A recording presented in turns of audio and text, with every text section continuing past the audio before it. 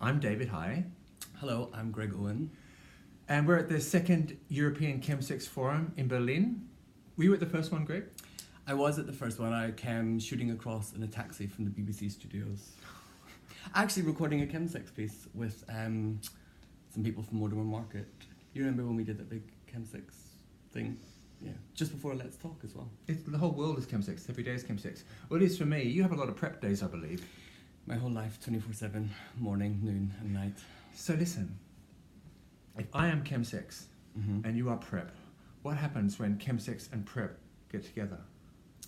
That's a good question. I think a better question is what happens when Chemsex and HIV get together without any prep. And we know what happens. Because that environment gives rise to, it's very opportunistic for HIV infection and all STI infection. So having PrEP there gives you that, removes kind of the big STI. I know we have to be concerned about hepatitis C as well, but having PrEP in a chemsex context for me is a win-win. We all know that behavioural change sometimes, if you want to change your behaviour, it can take a little time, and some people don't want to change their behaviour, which is just as valid. And so I think allowing and providing PrEP in those situations and circumstances at least takes care of someone's HIV status while they figure some other stuff out.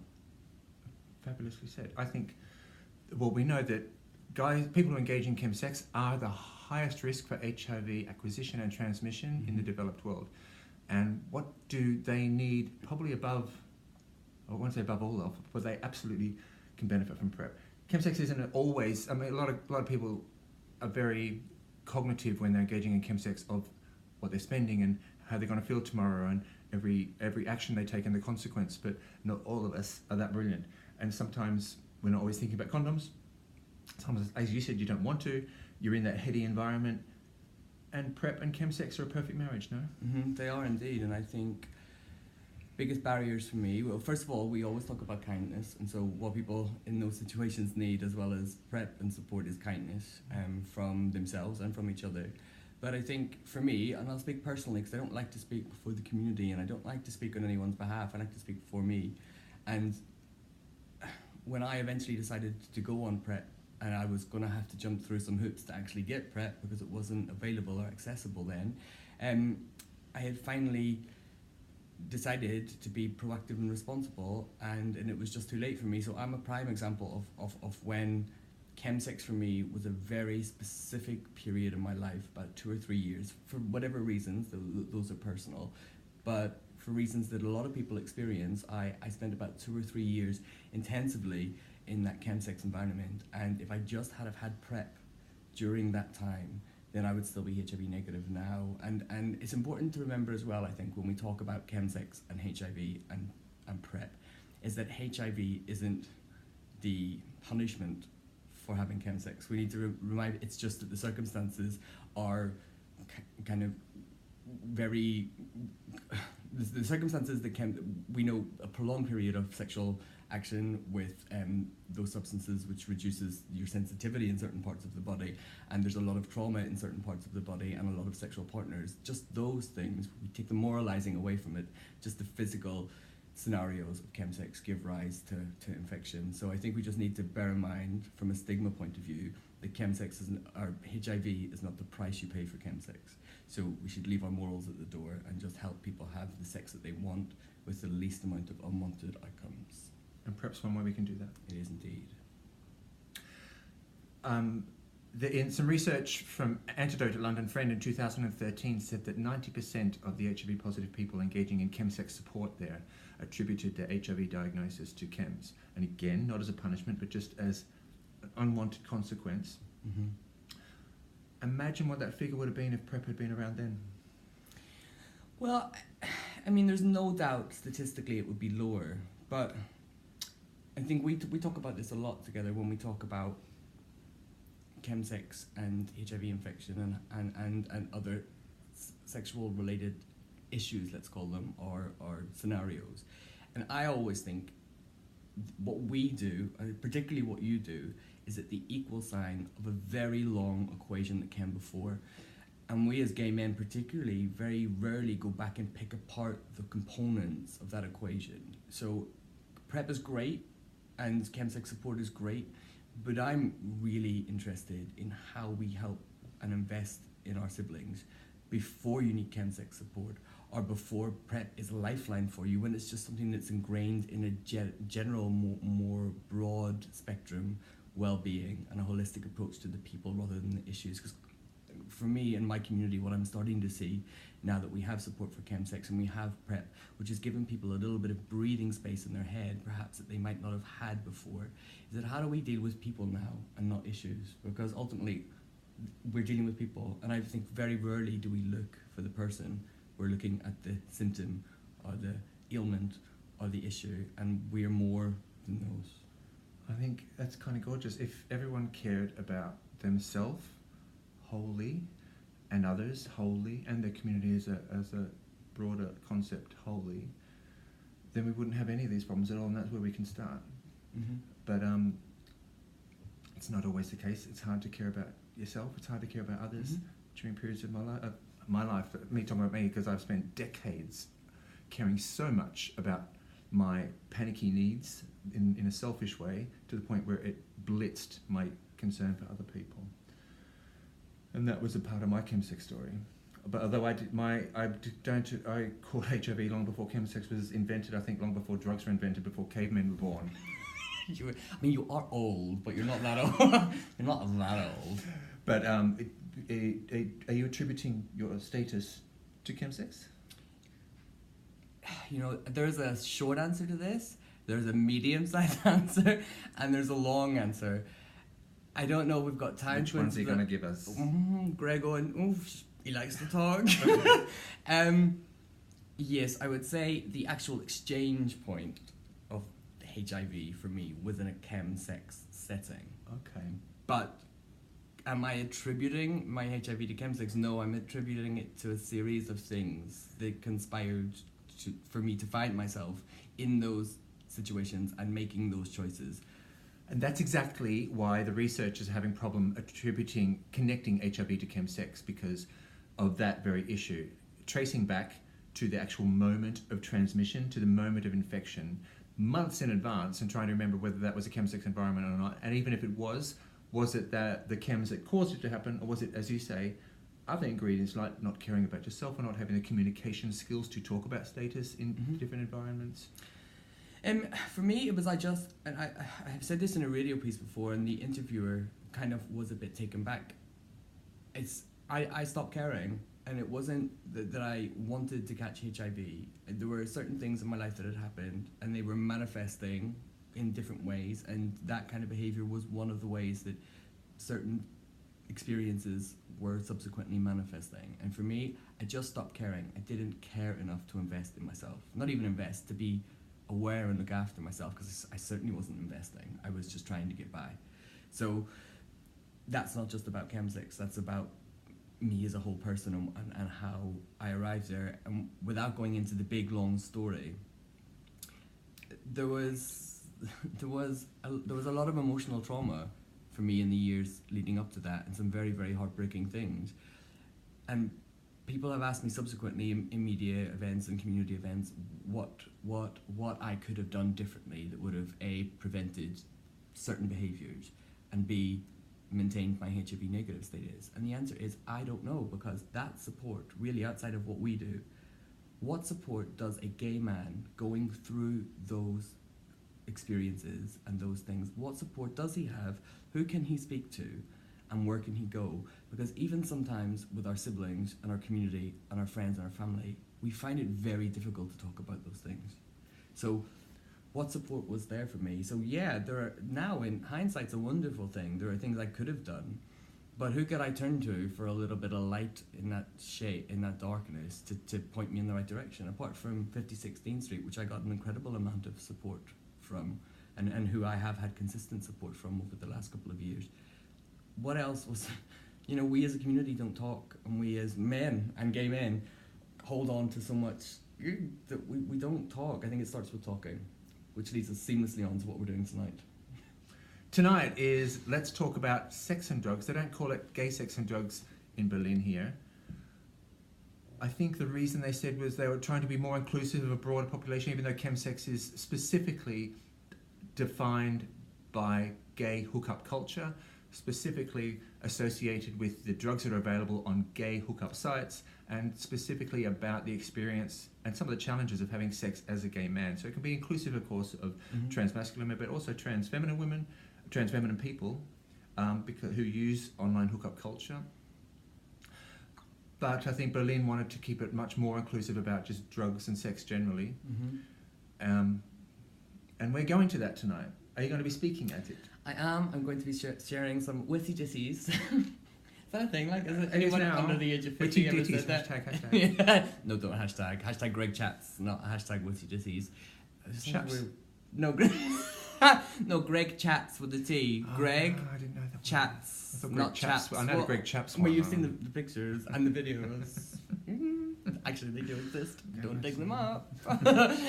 So we're going to Let's Talk About Sex and Drugs tonight, and I will be sharing some personal stories of sex work, chemsex, London life, PrEP, my former super slut status, because let's embrace the slut pride. I would dearly love to be in the throes of those situations again, but I'm bracing myself for the summer. I'm going to break my second virginity. Are you getting a bit hot and bothered? Is it your age, or is it my sexual You just lost me. Okay, You're talking about sex positivity. I'm stopping the flirting because talking about sex positivity, some people think that talking about chemsex at all is a threat to concepts of sex positivity and gay sexual liberation as we know it. What do you have to say about that? You know what? It's like sex is a really personal thing, and it's really like the sex I have with guy A, B, or C is always different, and the way I negotiate that sex with guy A, B, or C, it's different people. Like, sex is not just like an activity by numbers. It's not like going to the gym where you have your workouts. It's going to be different for every person. It's going to be different for where you are in your life, from who the last person was, from what you want. From sex is like an expression of person. And so it's always going to be different. So to the people who bang on about, almost swear it didn't. To the people bang on about shit like that, that's almost the alt version of sex positivity. It's like people are really taken back when they find out I haven't had sex in, like, I've had 10 minutes of sex in almost 2 years. People are like, oh, yeah, I know, the S word. They're just like, they're really taken back that I kind of am in a place where I'm not finding it easy to do that. It's not that I'm not sex positive, it's just that that's not what I want right now. And it's, okay, my life is kind of a little bit strange at the minute as well. But I almost feel sometimes shamed for not being this super slut anymore. And it's not that I've gone, oh, I'm better than that and I don't want that anymore. It's just that for where I am, for me in my life right now, is that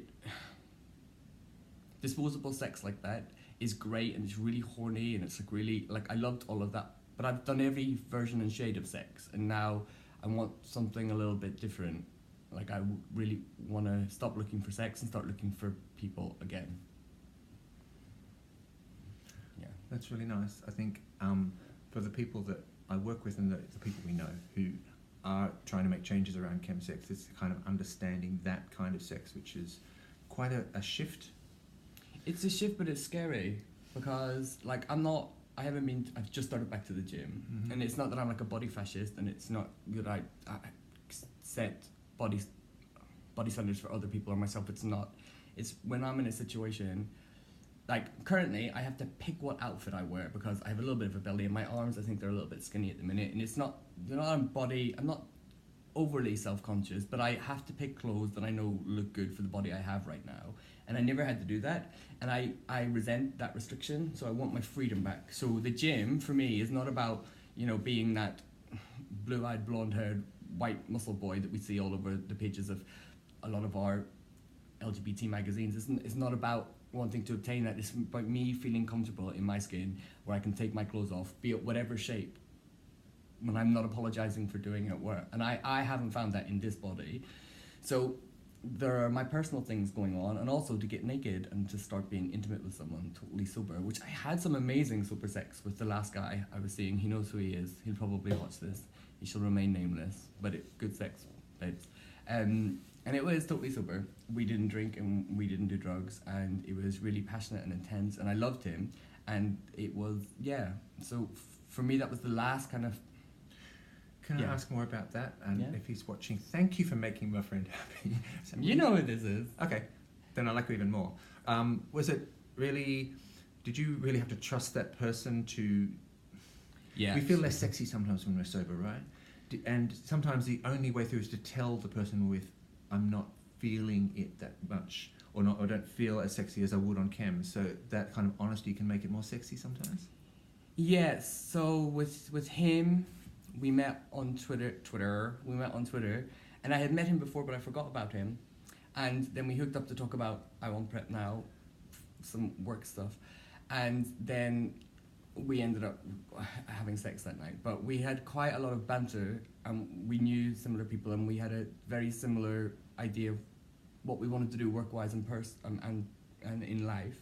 So we got an instant connection, and I was able to tell him certain things that I wouldn't particularly share with everyone straight away. We were very much on that level. So yes, I did say, I'm not feeling great right now. I don't feel so sexy, and there was a lot of stuff going on. And I told him that, and also I tried really hard not to fall in love with him. That's the thing, but I did, and I think the thing with him is that he, because it wasn't. I had attached myself to him as a person before I had as a cock or an ass, so I felt safe. Okay. I had a lot of what I call disposable sex, which is kind of not very respectful to the people that I shared that intimacy with over the years, but it's stuff that I don't remember, that might have been harmful to myself or others, because I wasn't really respecting how awesome sex can be. A lot of it was about, for me, escaping from or needing affirmation, needing attention, needing to be affirmed as a sexy being by my community, because I didn't feel sexy, but I felt like that was really important to be included. So a lot of my sex was a lot of this furious affirmation seeking that by consequence hurt myself and others and did a lot of damage over the years, I think. Certainly led to a lot more drugs. So that's what I mean by disposable sex. So the millions of people I had sex with, I'm not disrespecting you. I just can't remember it. So I think I wish I could. To kind of take the edge off that for you a little bit, I think, because I got called out for calling it disposable sex on Twitter actually, and it's not. To clarify, it's not the people. I think what we mean is it's not the people that we're having sex with that are disposable. It's what that sex means to us. Yeah. It's Was use that it after and we throw it spoke? away. Yeah, I think we spoke about it over dinner, and I posted something, and it did cause quite a bit of a stir. But when I say disposable sex, it's not being sex negative, and it's not having a negative connotation towards anonymous, and I enjoy that kind of sex. I probably will again. But what I mean is, for me, and I think for you, it's the interaction was disposable, not the people. Yes, I think what I mean is exactly the same thing. For me, it's taking responsibility for the fact that I was intimate with and being vulnerable with other people who were being intimate and vulnerable with me, and I wasn't respectful of that, because it could have been something sacred that I remembered forever that meant a great deal, and it was a kind thing for both of us towards it, and I didn't. I disposed of all of those opportunities. I disposed of every potential that existed in them and just furiously appeased my own needs. But you paid for that. I mean, you paid the tax on that in the days after, right? At some point, or the years after. So yeah, nothing is for free. Really, even free anonymous disposable sex is not for free. You pay at some point. You pay the emotional tax at some point. But I one thing I will say, kind of to round up my experience in that kind of environment and arena, people ask me what it was like to be a sex worker, and people ask me what it was like to be like quite a hardcore chemsexer, and the whole spectrum of that experience. And I have to say, I learned so much about people, the good and the not so pleasant sides of people, but I wouldn't give that up for anything, because it informed me as a person, and it informed me as a member of my community, and it informed me almost of processes I was working through myself and I could see in others. And there is actually, regardless of the trauma that some people experience in those settings, I navigated that environment very well, apart from some very not great times. But I learned so much about people and about how we interact with each other, particularly as gay men, that I wouldn't give that up for anything. And I had a lot of fun as well. It wasn't all dark. And so I think that understanding and approaching it from that perspective is really key in everything that I do. Is that, you know, I want to talk, and I don't want to judge, and I don't want to, you know, I don't want to give you 12 steps or 7 steps or whatever the hell it is. That's not what I'm about. Like, I would like to hear what it is that's going on. I think that's why you're such a brilliant activist. Actually, first you've got your own history and the bits you and how it's affected you, which you're really honest about. I try to do the same. We're here in Berlin with 250 other people, a large majority, I think, who have very strong opinions and histories within their own shag communities and their own communities. And if we can all be as honest and real and thoughtful and as listening as much as we can contribute, then it's going to be a really good couple of days, I think. Yeah, I'm really excited. So, thank you for the chat. Thank you for the chat. This is Chemsex David and PrEP Gregor.